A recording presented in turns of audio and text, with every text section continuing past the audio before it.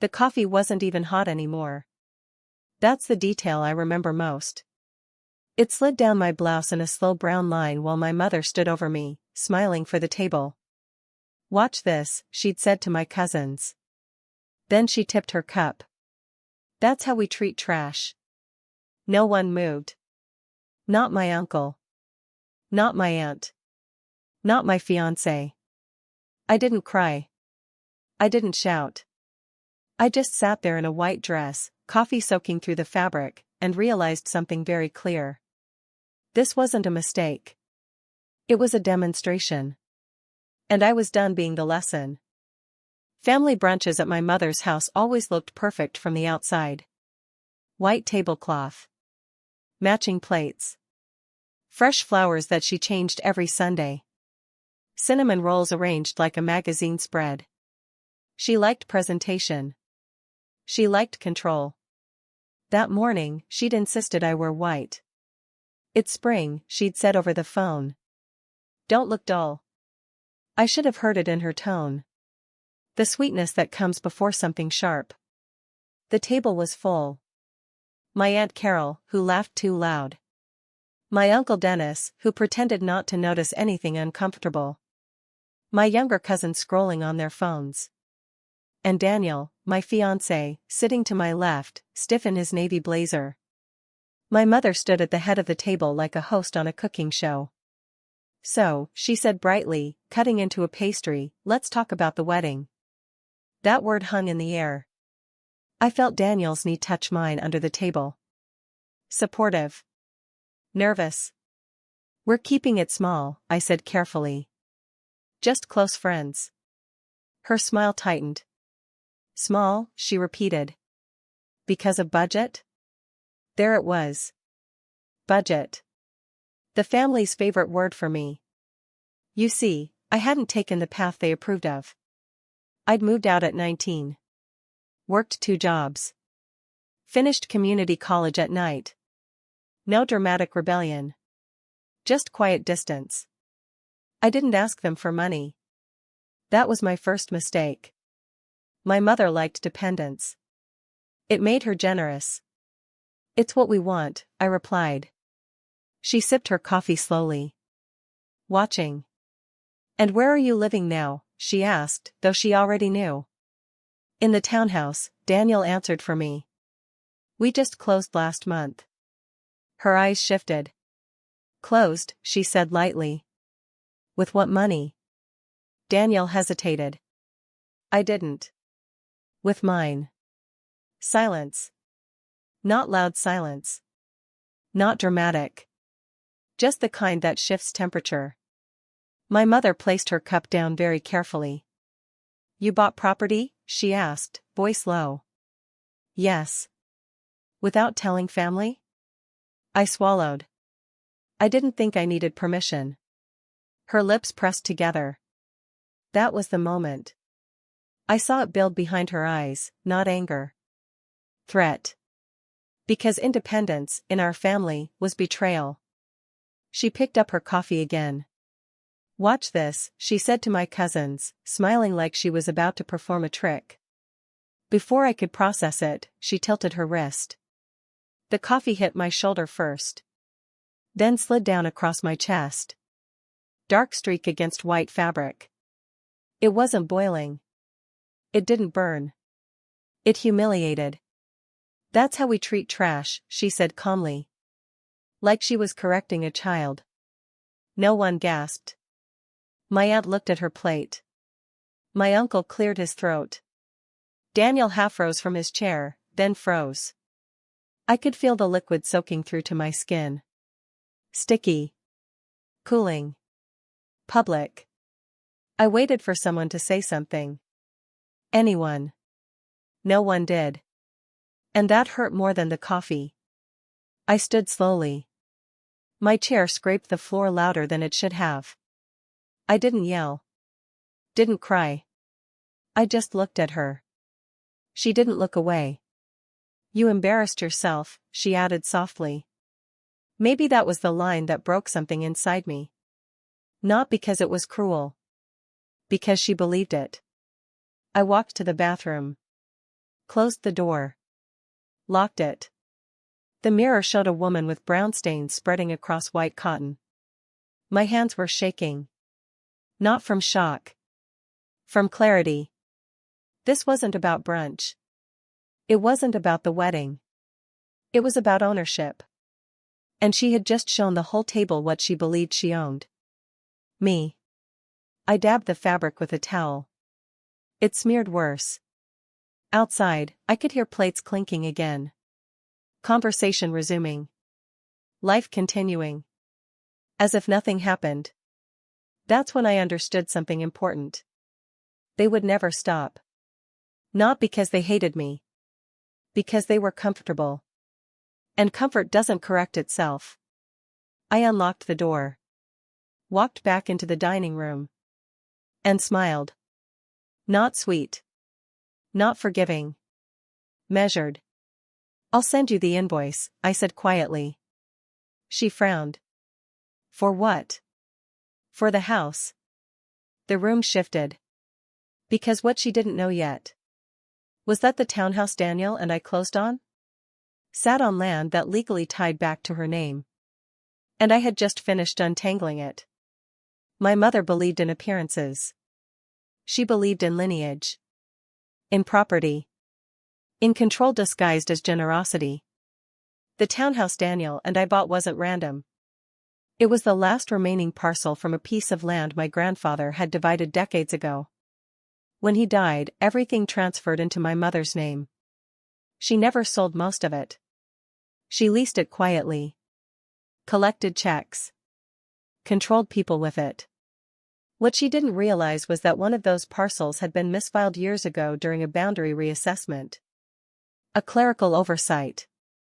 A thin strip of land that technically overlapped into the development Daniel and I purchased from. That strip mattered. Because when I hired a surveyor, not for revenge, just for renovation planning, he found it. It's odd, he told me. Your deed and your mother's title intersect here. Intersect. That word stayed with me. I didn't confront her then. I didn't even mention it. Instead, I hired a real estate attorney. Quietly. We reviewed filings. County records. Tax payments. Easement agreements. The truth wasn't dramatic. It was procedural.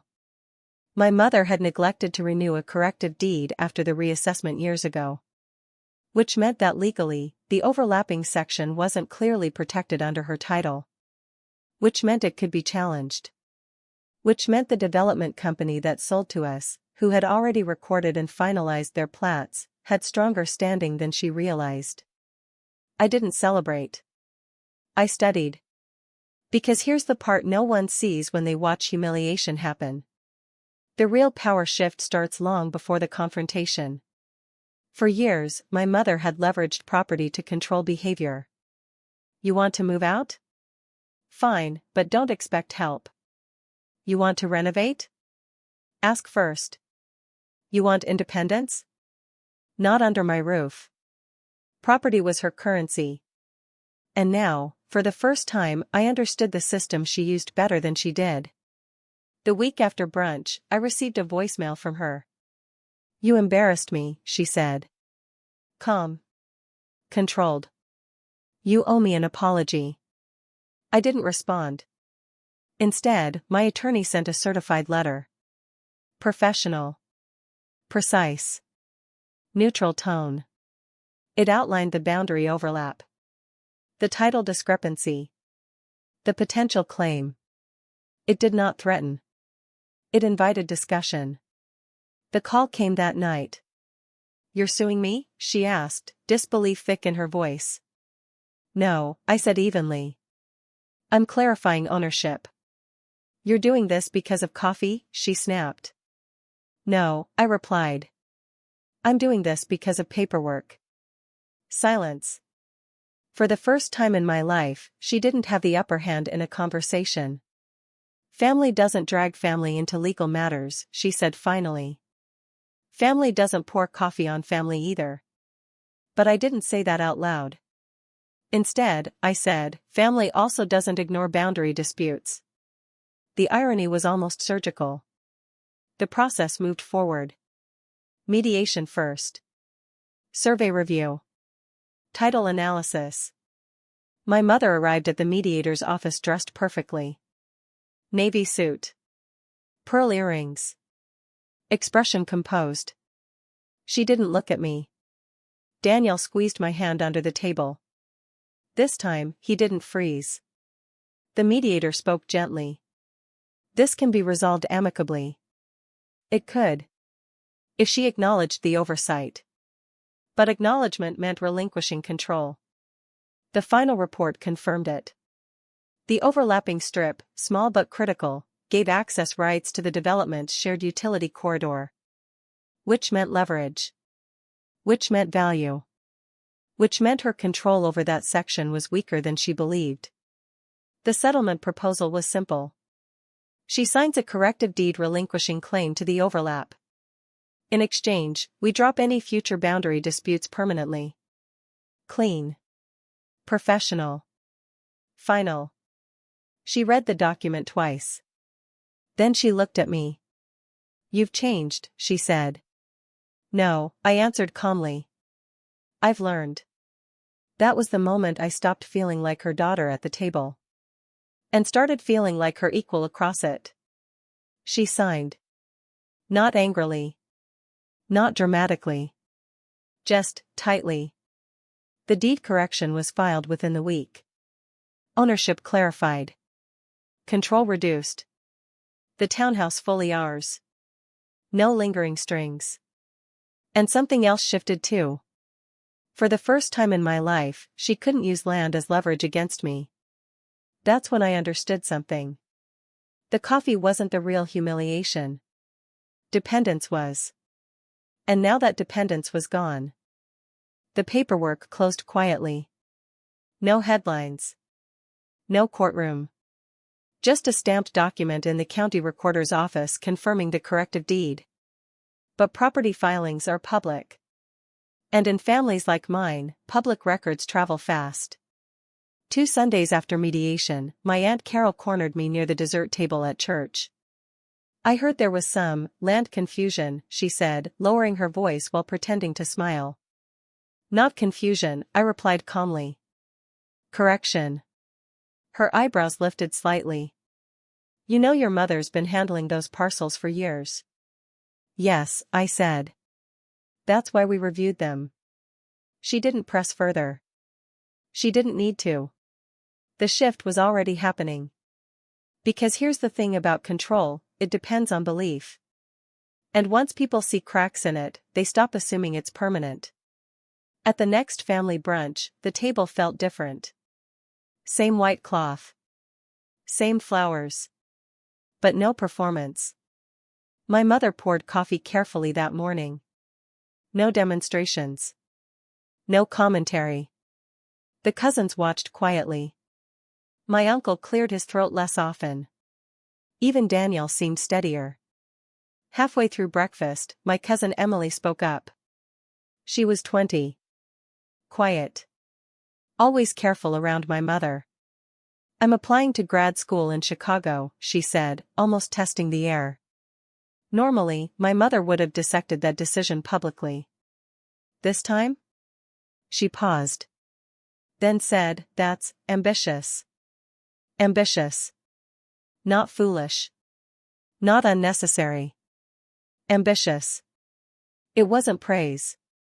But it wasn't dismissal. And everyone noticed. Later that afternoon, I received a call from the same mediator who handled our case. Your mother wants to update her estate planning, he said neutrally. She requested independent legal review this time. Independent. That word almost made me smile. Because for decades, she'd handled everything internally. Controlled every signature. Drafted every agreement with her chosen attorney. Now she was seeking oversight. Not because she trusted it. Because she'd learned the cost of ignoring it. The public turning point came 3 months later. My mother hosted a charity luncheon, one of her signature events. Real estate developers. Church donors. Community leaders. She asked me to attend. Not as a daughter. As a property co-owner. The invitation wasn't emotional. It was strategic. She introduced me at the podium. "This is my daughter," she said evenly. "She specializes in property review and compliance." Compliance. I caught the slight emphasis. The room nodded politely. But the message was clear. I wasn't decorative anymore. I was technical. And in that world, technical holds power. After the luncheon, one of the developers approached me privately. "You caught that boundary oversight?" he asked quietly. "Yes." He nodded once. "Most families never check." That sentence echoed. Most families never check. That was the real revenge. Not humiliation. Exposure. Exposure of assumptions. Exposure of weak oversight. Exposure of a power structure that depended on no one questioning it. And the most interesting part? I never attacked her publicly. I never told the coffee story. I never posted about it. Because the humiliation she intended for me would have diminished me if I weaponized it. Instead, I let the paperwork speak. The dynamic at home changed subtly. My mother still hosted brunch. Still wore pearls. Still arranged flowers like nothing had shifted. But she stopped using phrases like "under my roof." She stopped implying dependency. And she stopped assuming I wouldn't read what I signed.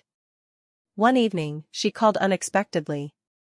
"I've been reviewing some older contracts," she said. "Yes?" "There are discrepancies." I waited. "I'd like you to look at them." That sentence mattered more than any apology. Because control had turned into consultation. And consultation means balance. The final public shift happened during Thanksgiving. My Uncle Dennis made a joke about kids thinking they're smarter than their parents these days. The table chuckled. My mother didn't. She looked directly at him and said, "Sometimes they are." The room went quiet. Not shocked. Recalibrated. Because power doesn't disappear when it's challenged. It redistributes.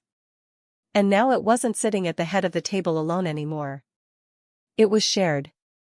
It's strange how something as small as a coffee stain can redraw a family map. A year after that brunch, I found the white dress in the back of my closet. The stain never fully came out. Even after dry cleaning.